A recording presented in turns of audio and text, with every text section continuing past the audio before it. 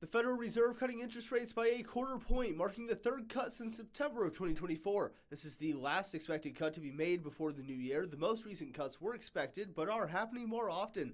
Before last September, one hadn't been made since March of 2020. IUSB economics professor Clyde Bregu says the cuts are the Federal Reserve maintaining a delicate balance. Finding that balance is hard. Currently, they seem to think that it's a bigger problem than employment rate, that there is a chance of it going higher, and that's why they are lowering rates.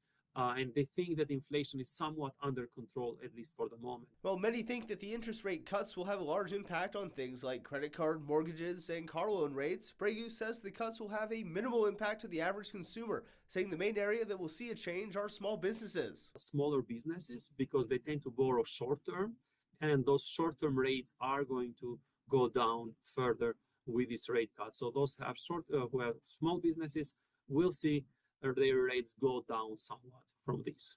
Bregu says he thinks that hoping to stimulate the economy and raise employment levels could be factors behind the cuts. We have seen, at least this year, is that the small business part of our economy hasn't been doing very well, at least in terms of employment. And that's somewhat of concern because small businesses employ a lot of people in the US. And hopefully these rate cuts will help these smaller businesses. Thanks for watching. Here's another story you may like, and subscribe to the WSBT 22 YouTube channel.